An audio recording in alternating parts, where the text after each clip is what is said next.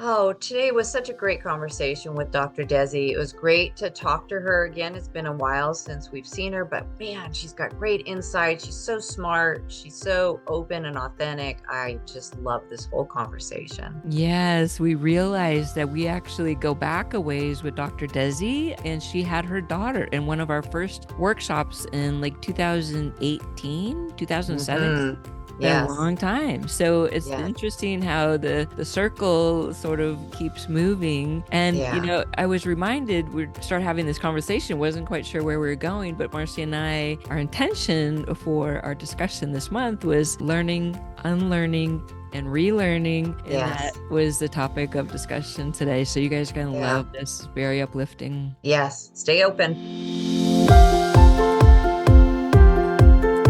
The world is a lot right now. Are you feeling it? We all need new tools to help us walk through the chaos with grace, ease, and compassion for each other and for ourselves. In this podcast, you'll hear from parents, educators, and other experts who can bring perspective to the monumental job of parenting. It's time to level up and be warriors for our kids and our communities. This is the Warrior Parent Podcast. I'm Marci Mitchell. And I'm Debbie DeMano. As parents, we understand that it really does take a village to raise our kids. We hope that this podcast serves to create and support that community for you. Join us as we discuss and practice our core tools, which are proven mind-body techniques that can be used by anyone to improve your life on a daily basis. Welcome back to the Warrior Parent Podcast. We are so glad you're joining us today. And today we're having our friend, Dr. Desi Aragon, on, and she holds a doctorate in spiritual studies and hosts women's empowerment clinics and retreats. She's been a contributor to 3 Amazon best-selling books, and her latest is Voices of the 21st Century, Bold, Brave, and Brilliant Women Who Make a Difference by Anita D. Russell and Gail Watson, and it features an array of powerful women, including Dr. Desi. She's focused on inspiring women entrepreneurs. She empowers her clients to build energy and lead with joy, and she really does that in her life, showing up that way every day. So welcome, Dr. Desi. We're so glad you're joining us today. Thanks so much, Marci. I'm glad to Mhm. be with you and Debbie today. Oh boy, this is so fun. We've just been talking for like a half an hour before we started this because we're having so much fun catching up. But Dr. Desi, we have known for a while. We kind of run in the same spiritual circles, if you will. But I think, we've all told this audience that way back in the day, pre-pandemic, we used to do these live workshops, core experience workshops. I think we were called core training actually back in the day. Mhm. And we would Mhm. go to the local community college and have kids come. And it was like a day and a half sort of retreat. And anyway, we really got to know Dr. Desi there, and she brought her daughter. And we were just reminiscing a little bit about that experience. Marci and I were having some flashbacks about the good old days. And That's how we got started. That was, and it's so interesting the path we've been on to get to where we are here with the podcast, with the app, the Core Tools app, which really is that workshop on in a digital platform yeah, because of pandemic and what we had to yeah, do. But yeah, it's yeah. such an interesting journey 5 to 7 years later. Yeah. And somehow we sort of ended up in the same place, right? We're empowering women, empowering our kids, having compassion in this crazy world. Mhm.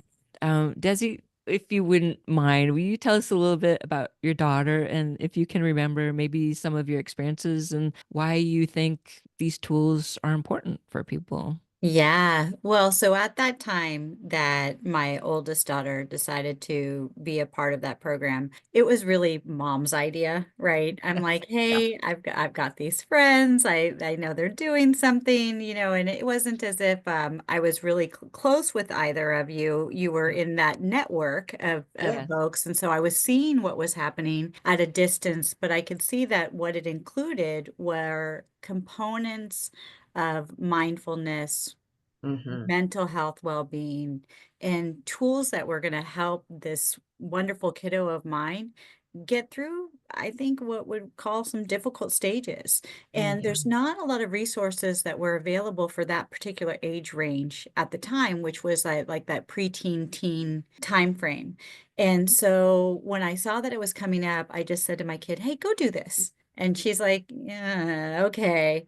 And I was commenting in our pre-conversation that what happened is as she came out of it, she's like, yeah, it was all right, in typical, whatever teen response.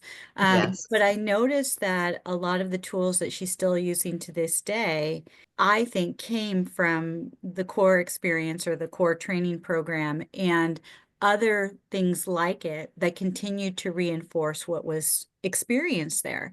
And there were a number of different activities, like social activities. There was some art activities with Allison Tomei and other experiences that were woven in that day and a half that I actually see her use like when she's giving a presentation. And I'm beyond thrilled to say that her dream was to go to UC Berkeley, and she was told by a high school teacher, actually, it was somebody that was in a specialized program that she had to work to get into. That mentor teacher told her she'd never get into Berkeley. And it devastated her. And it was one of the reasons that she dropped out of high school. Well, she dropped out of high school so that she could test out instead. She tested out, went to junior college for 3 years, and I was celebrating that she just got news that she was accepted to UC Berkeley. Hell Oh, yeah. That is oh my God. awesome. I got goosebumps all over. I got goosebumps all over. Oh my God. That's Yeah. so beautiful. Yeah, Yeah. I think it's true. A lot of those kids were my daughter's friends, right? And we had Herschel in Mhm. there too, by the way. Yeah. My son was in there, Yeah. and he also was kind of like, oh, it's okay. Not really for me, but Yeah. yeah. But I see them now. He was One of them is Alyssa Curtis, who was on our podcast not too long ago. She's got her working on her PhD right now. And she Mhm. talks about some of those basic things, just grounding, for example. Yes. Yes. Um, my daughter has some health issues, and she now went back and she's doing collages again. She'll come home from work and her brain is just ready to explode. She's doing collages. She got an easel set up and she's painting, and she's realizing like, Mm. okay, I'm not able to be so creative at work, but I have to do this. It's my outlet for mental health, right? And I think that's the thing, right? Like people haven't had an opportunity, or maybe anyone to even just ask the question, like, what is it that brings you joy? Right? Yeah. What is it that calms you down after a rough day, right? That What? was the whole point of the workshop, was tools for life, tools for Yes. calming, tools for mental health that you would take with you and use forever. Yeah. Yeah, and that's what we're talking about. We're seeing this amongst all the kids that we know that were in Mhm. attendance are accessing them whether they're conscious of it or not. Yeah. And anytime they saw it reinforced somewhere else in the world, on TikTok, on Instagram, Yeah. through Yes. other therapy sessions, whatever, it just Yeah. reinforced that, oh, wait, I heard about this before and maybe it's Yeah. useful for me. And even us, I think at our ages and stages of life where we go through different things, we find ourselves remembering, well, why would we teach this to somebody else and not use it? And But it's so sometimes true. I teach it because I need to be reminded. Oh, all the time. All the time. Yes.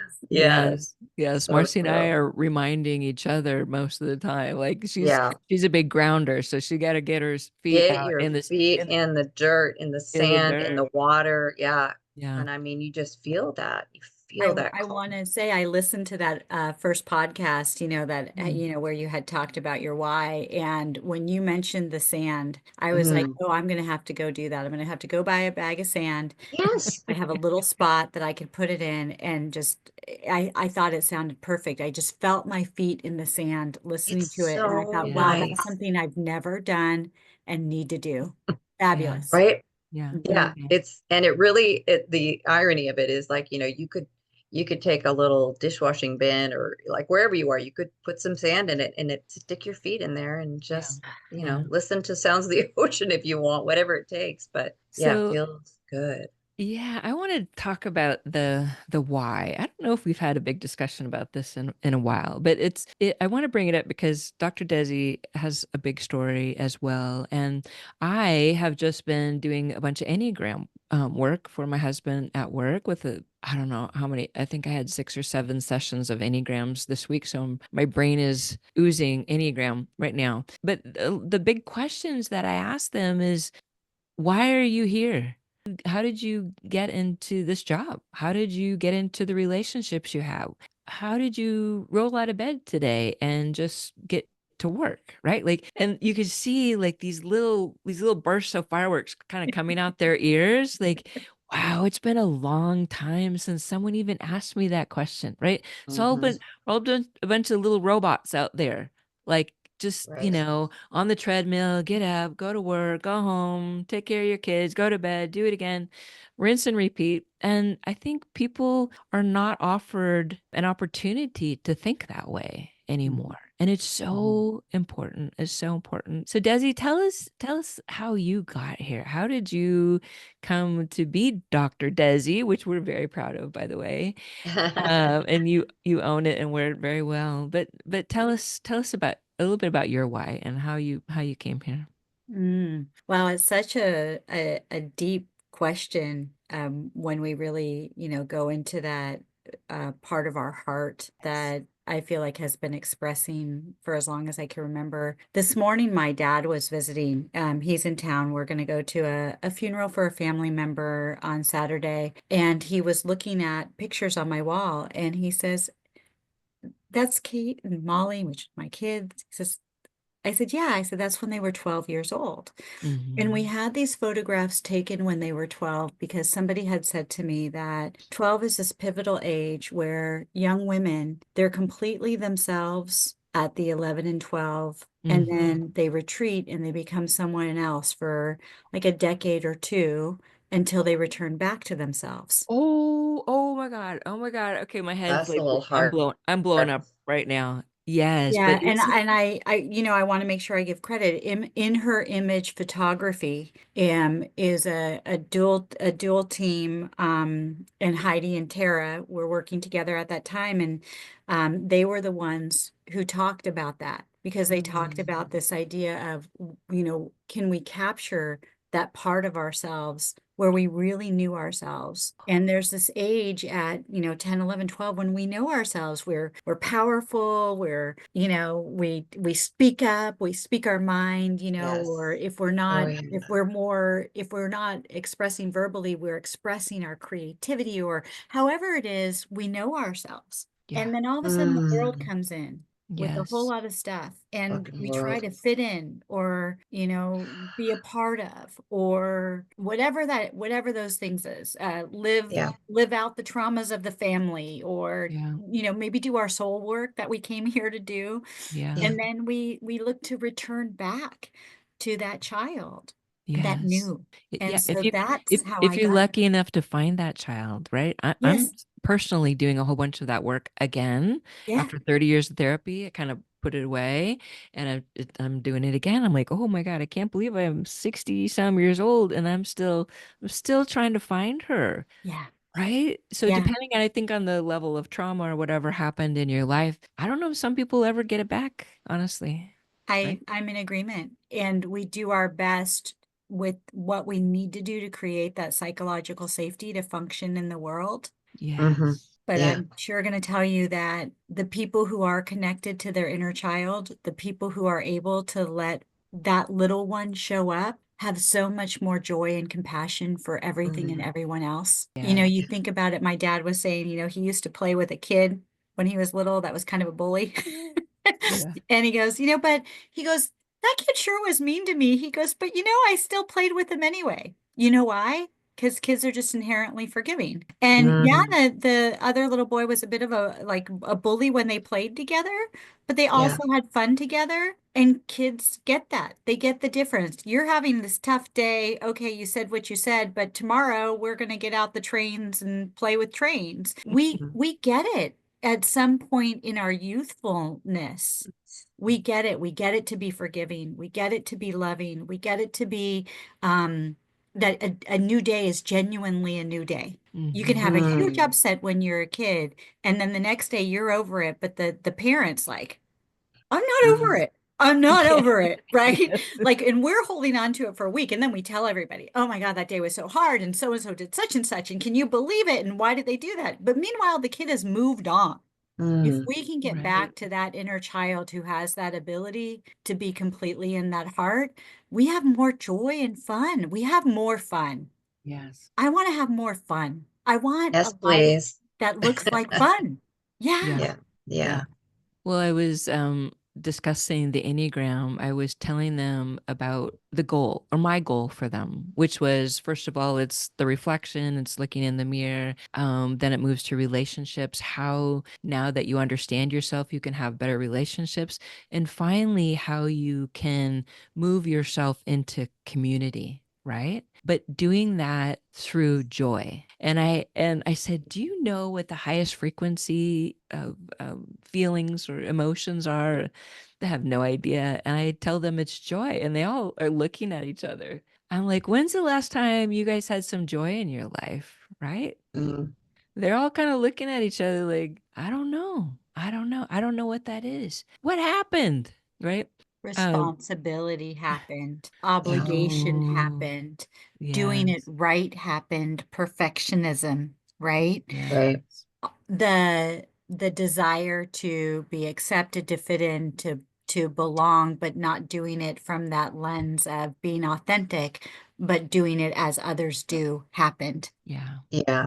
And then I think also a lot of times for women, we have this idea that we don't deserve it or that we have to earn it. Like, before we can just go and do something fun, like we have to, did I get the house clean first or did I, whatever. And so this is a state for me now in 59, I'm in this place where I'm just saying yes to it. And so when opportunities show up to go and paddleboard with Debbie or go on a bike ride with a friend or just meet for happy hour, my answer is always yes.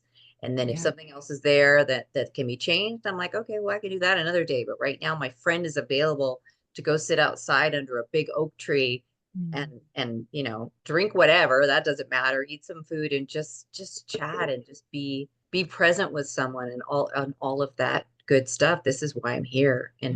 But we don't have to earn it. We do deserve it just because we're here. Like we don't have to We do anything do. to be Yeah. worthy of it. I Yeah. want to share a story, if I may, because as you're Please. talking, Marci, about saying yes to whatever the invitation is. Yeah. I think it's also that you might choose one thing over another, and that might disappoint somebody. And I think it's like this idea of being okay that to be in my joy, somebody else might be disappointed, and Yeah. allowing a whole bunch of space for that. Because I had this moment where I was working with a colleague who is extraordinary, and her commitment to the work, it's like no other. It just the quality orientation and the follow through, fabulous. And we were working on something together, and she was going to pilot it with me. And she felt like there was just enough going on for her that she didn't want to go and attend what we had been working toward. And part of our conversations in creating that little workshop kind of program experience was talking about being honest 100% of the time. Mhm. And so she said, I'd like to talk with you about something, shared with me her experience of feeling like she didn't want to go. And I was able to respond with, great. Yeah. And she was like, I'm like, I love this. You're role modeling exactly why we want to do this workshop and program. Yeah. I couldn't ask for a better opportunity than to say to the folks in the room that my colleague who helped, come up with some of the creative activities within the program isn't here, and we're celebrating that. Yes. Hey, we just wanted to take a quick moment to tell you about something very exciting that Debbie and I and our team have been working on for literally years. And that is our Cour Tools app, which is now available at the Google Play Store and at the Apple Store. And you can sign up for it now and you will get access to all the tools we've been talking about on the podcast. And if you're an early adopter of Cour Tools, you can get a VIP price for $49 for a lifetime. That's right. Lifetime. That's Buy right. it once and we'll keep Lifetime. updating it too. Yes, yes. So we're super excited about this. Go to Apple Store, go to Google Play, and purchase it now. Cour Tools, COUR, capital TOOLS. Go get it. Because she was scheduled and committed and it sounded like fun until it didn't. Yeah. So I get to say yes until it's a no. And if my yes was a yes, yes, yes, but a different invitation came along, this is so offensive to people, but I can choose a different invitation over something that I committed to last month. I can choose that because Yeah. that is what's calling to my inner child, my soul's truth, my heart, my Yeah. friendship. It's calling to me today, and Yeah. 60 days ago might not have been. But I Yes. can do that. And when you were talking, Marci, you reminded me of how important it is to Yeah. change our mind. I agree. I agree. And I think I can hear people right now being like, oh, wait a minute, and so let's talk a little bit more about that. Why do we do that? And why would you want to, like, I always feel like we should let people be in their joy and why would you want someone to come with you on something when they had something else they wanted to do? Why do we try to control other people instead of just letting people be in their joy? So Yeah. like, what do you think that's about? Is it just that we've been told, hey, that's rude, they shouldn't do it, so now we're just gonna get on board and say they shouldn't do that? Marci, I was just going to remind you, I was looking at what we're talking about today. And so I don't know if we even remember this, but May is learning, unlearning, Yeah. and relearning. Yeah, there it is again. Yeah. So we kind of put Right? it out there and here It we are having the is. conversation, right? Yes. So But yeah, here we are. It's yes. this idea that we had that when somebody does that, that it's bad, that we should be judging them. And then so we take a moment and we say, okay, wait a minute, why do we do that? Let's take a Yeah. look. And is it Yeah. okay for someone to have something else come up and be excited about it Yeah. and just make a Yeah. choice that's good for them, which you get to do that too. When it comes up for you, you Yeah. get to make the choice. And like you said, that opens your heart and is filled with joy. You know what's right. Then Yeah. do you want to say no to this thing that's like, okay, I said I do this. Like, who is that serving? Now you've tamped down this joy to go do the thing you didn't want to do. Yeah. So yes, this idea that we open our mind to that maybe it's okay to follow the joy and that we let people follow their joy and don't try to, I don't know. Marci and I, we started with core training, the workshops, the app, the thing, and then my daughter says, "Mom, you guys should do a podcast." And Marci's like, "Oh hell no, oh hell no!" And it's really not my thing either. Just to be straight up, Yeah. it was my daughter. This is what hell no looks like, is what you're telling me. Yes. Oh my God. A little over a year later, yeah. Yeah, 100 plus 2 years later. episodes, but we're like, we have so much fun with this, and we get so much joy from it. Having people like you and having people from all over the world have discussions and allowing people to Giving open up their space. minds Yes. about a different way of living, perhaps, right? Yeah. Yeah. Yeah. And that idea that a hell no is actually a hell yes, if we allow our open hearts, right? Yeah. I think it's just one of the most phenomenal ideas. Mhm. And I do think when we find ourselves, Marci asked the question, like, what's the why? My non-scientific answer to the why do we find ourselves telling people that they should have been on time or they promised to do it 6 months ago, so they should have committed and they should have followed through on their promise. Yeah. What makes us inflexible, I think, is the fact Yes. that we feel controlled by everything and everyone around us. And so therefore we want to put those same parameters on others. So when we talk about unlearning, in order to unlearn control of others, we have to stop and reflect on what might be controlling us that we don't even know.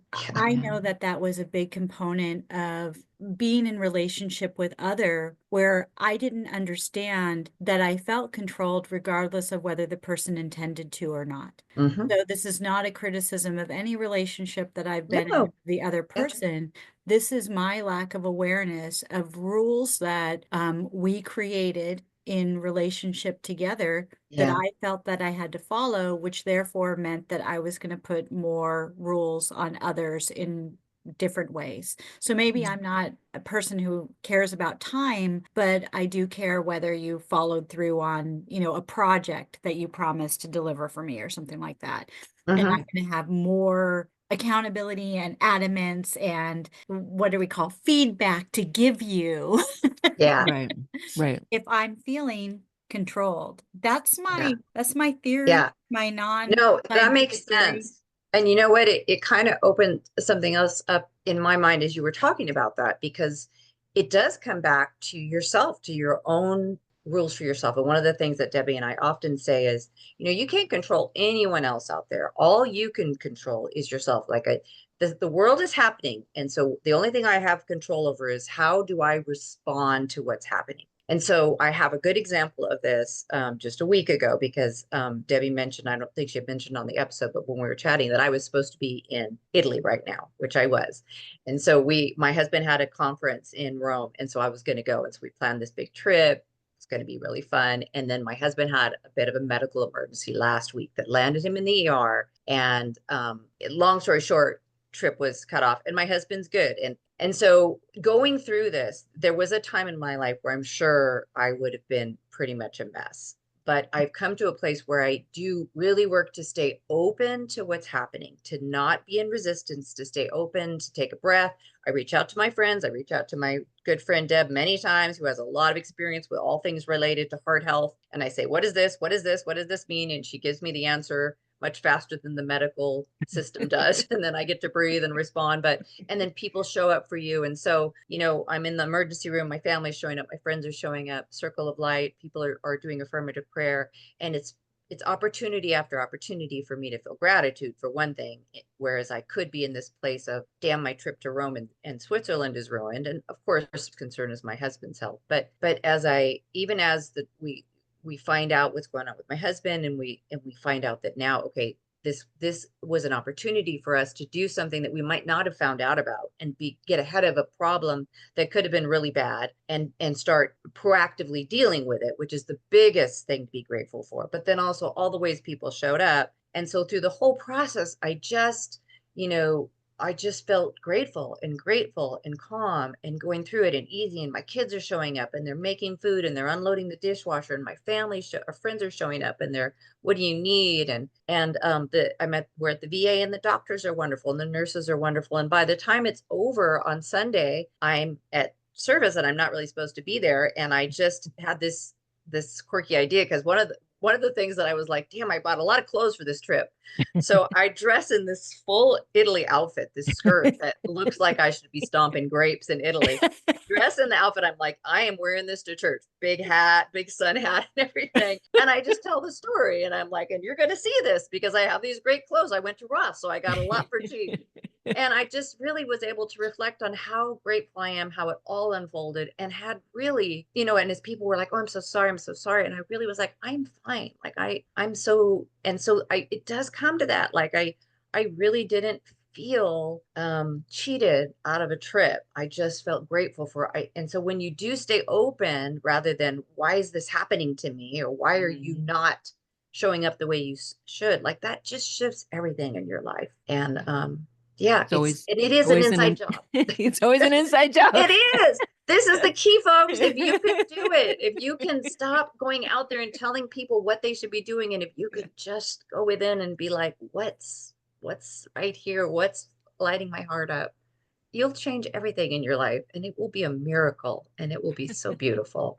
Yes. So, Dr. Desi, you do all kinds of cool things. So you do retreats yourself and workshops. You do corporate workshops. Tell us a little bit about what happens in those settings, because it's very different there than it is to have a beautiful conversation with Marci and I, because we all kind of talk the same language. This stuff just rolls off our tongues, right? It's our favorite.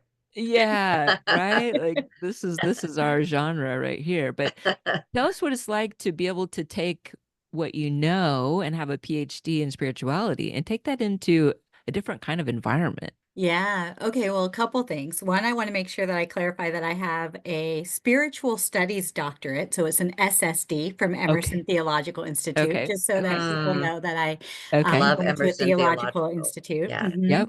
And that doctorate in spirituality, actually part of my final paper was discussing what I had intended to do was to talk about how spirituality is incorporated in the workplace. Ah, And I had meant to kind of show, because I'm also working as a human resources and organizational development officer in the corporate environments where mhm. I have done a lot of that HR work. So you can imagine HR, we're not allowed to talk about religion or spirituality Yes, right? Yeah. in very public corporate settings. And Yeah, then Mhm. over here, I'm earning this doctorate of spirituality. And so I right. wanted to use that final paper to talk about, this contrast of being in these two worlds.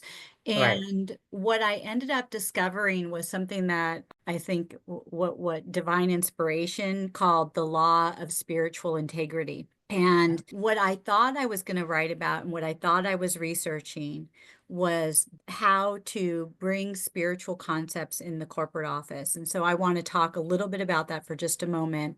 Hmm. To answer your question, Debbie, is Yeah. that, you know, I do that through like affirmations that don't have any religion or spirituality language. So, like, Yeah. I am peaceful. I can reflect on my joy today. Just those kinds of statements. Yeah. I'll find little cards, little affirmation cards, and little statements, and, I'll pass those around and I'll do an icebreaker and ask somebody to think on that. You're using the Enneagram. We know that the Enneagram is a spiritual based tool, but that's another Mhm. really good example that you just don't talk about the spirituality aspects of it. And you Right. let people talk about how their personalities show up at work and how it works for them in the context of their projects, their teams, and their coworkers. So I think the main tools that I apply in the workplace and in work related corporate workshops are Mhm. things that are relationship building, mindfulness techniques, and Hmm. affirmations. And that Right. was the premise of my paper. And then Wow. the law of spiritual integrity ended up showing me that authenticity was more important than all of those things. Yes. And so one of the things that I get to do now That's at awesome. work is that where I have what I call my day job, I call my side hustle because my Yeah. consulting practice and my workshops and my retreats are my love. And yet that side hustle has afforded me opportunities to have corporate relationships, to, stay in tune with what's happening in the Hmm. Yeah. economy, what's happening with mission-driven organizations. And so I've liked having a foot in both worlds up to this Mhm. point in my life. Yeah. And I found that I was doing so much of the HR hat that even though I was conscious of the fact that I was integrating these techniques, I didn't ever talk about where they were sourced from or where they came Mhm. from or Mhm. how I had earned this doctorate. I didn't talk about any of that stuff. Yeah. And now, when I go to an opportunity to maybe work in a new corporate setting, I let people know right out the gate, hey, I have this doctorate of spirituality. My spirituality is like an aspect. Of course, we'll make your workshop designed to fit you. I just Right. want you to know who I am. Hmm. Yes. Yes. Yes. And That's that's that beautiful. authentic piece, right? So Yes. it's funny, my daughter and I were have like a rundown after we're done with the workshop, and she's like, Mom, she's 22. Mom, I'm so surprised. Like, people are really open. People are really engaged. And I said, why do you think that is? She's like, I don't know. I'm just so surprised by it. I said, because I'm being authentic. I'm dressing myself down right in front of them. I tell them about my divorces, I tell them about my why, I tell them about all the things. So now I don't come in as the CEO's wife who's talking at them. I'm coming to them from my authentic self. And that works with everything. Whether you're writing a book, you're writing a song, you're being on a Yeah. podcast, right? All you have to do is be honest, honestly, and Yeah. honestly, and everything will work out. And Right? it's way more fun to just be yourself and not Yeah. try to hide stuff or show up a certain way, just to be in your who you are, because it's perfect. Just who you are is Yeah. perfect. Let me tell you, when you say just who you are is perfect, I know it deep in my heart. And simultaneously, I was so good at being poised. I was so good at Yeah, me maintaining a too. corporate image. I was Yeah. so good at, training and development, which meant that I was good at being the sage on the stage, the expert. I was Yeah. just, I'm an achiever. I'm a 3 on that Enneagram. I was Yes. so good at achieving that our lifestyle, our family, we looked so good on the outside. We had the house, the dogs, the kids, the schools, everything looked so good. But that doctorate paper and that unraveling of my life and the pursuit of the studies, the law of spiritual integrity was showing me that when it looks really good on the outside, it doesn't necessarily mean it's on integrity to the Yeah. authenticity of who we are on the Yes. inside. And we are perfect as we are. But Yeah. boy, did I get so good at showing everybody on the outside what I thought they needed me to be and do for them, Yeah. that I lost sight of being able to like show nervousness. Or Yeah. like this morning when we first got on together, I was like, first thing out the gate is, hey, I'm feeling a little bit of overwhelm right now, dad's in town, Yeah. da da da da da. We had such a lovely Yes. conversation that just Yeah. helped us to Yeah. reconnect with one another. Yeah. Yeah. I would have never done that 10 years ago because I would have 'Cause- showed up. You would have seen the appearance and I would have Yeah. just faked I have it all together. And you would Yeah. Yes. think, hey, this person, she's got it all together. And I'm like, I do not. I do Yep. Yeah. not have it all Because together. that's what society tells us we need to do. And we get that lambastus, and then we get, I don't know, I think the world's waking up, but also as women, we get to a certain point in our lives and we're like, fuck that. We're just done with it, and and then we just start to revel in the beauty of of who and Yeah. what we are now. And it's, oh my God, it's so good. So So good. yeah. Yeah. So good. That's So right. good. Put the Oh, music in. So good. So so good. So good. good. Oh my gosh, I am so afraid we're out of time. Dang it. But Well, we are definitely going to have Dr. Desi back because we got so much woo! more to talk about. Oh my goodness. So yeah, so tell us, first of all, give us your book so everybody can go buy a book, and then Well, tell us let me tell you about the book, because here's okay. the thing is, it's actually an ongoing series from the Women Speakers Association, and it's Oh, called Voices of the 21st Century. And yes. I've been in 2 Voices of the 21st Century books so far, and my third one's going to come up in February 2026. And it's for any woman who wants to give voice to an experience that she has had, and it's a way to get a toe in the water with writing.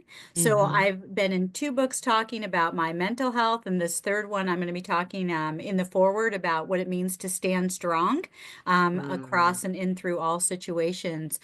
So you can buy any of the 9 Voices of the 21st Century's books, and you're going to see stories of inspirational women I who love that. are entrepreneurs and speakers and difference makers around the world. I don't care if you buy one of the ones I was in or not. If you look up Voices of the 21st Century or go to womenspeakersassociation.com Yeah. and click on their voices tab, it'll show you the different voices books, the different authors. And I think I liken them to Chicken Soup for the Soul, but Yeah. for Love those. That's exactly what empowered I was women. thinking of. That's right. Yeah. Or They're Reader's great. Digest. Remember, you could read Yeah. a Reader's Yeah. Digest. I know I'm dating myself, but We're that's there. a book that you can read little short stories in. But Chicken Soup for the Soul and Reader's Digest, except Yeah. these books speak to my story as a woman, as someone who identifies female, someone who has parenting examples, work examples, divorce, just all of the roller coaster of life and my Stuff. experiences being female identifying. That's Yeah. what the Women Speakers Association Voices Yeah. of the 21st Century does. Excellent. Awesome. Awesome. Excellent. Awesome. We're going to Thank put all the links in our show notes so that yes. people can find you, and we will have you back. So Yes. thank you so much, Dr. Desi. It's been so fun to talk to you. Yes. So fun to Marci, reconnect Debbie. for sure. It feels like, yeah, Home. it feels like magic. It feels like home. I It love Yeah. is magic. Yay.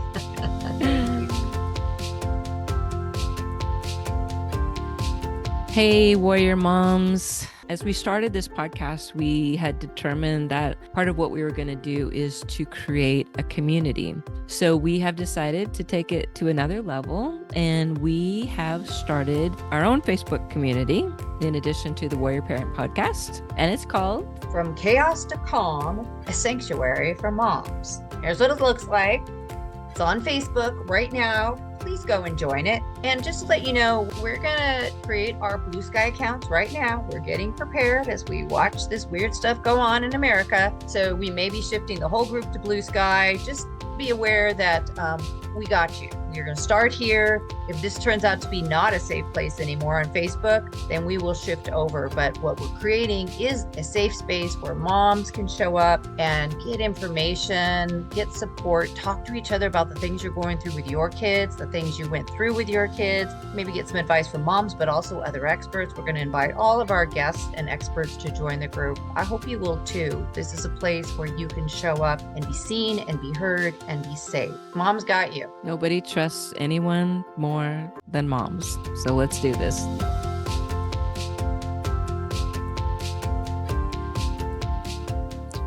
And now for your core mental health break. This is your opportunity to take a moment to support your mental wellness, your peace of mind, your own ease and grace. Take some time every day to support your mental health. You deserve it, and it matters. Today's affirmation is, everyone deserves love, including me. Say it aloud. Everyone deserves love, including me. Everyone deserves love, including me.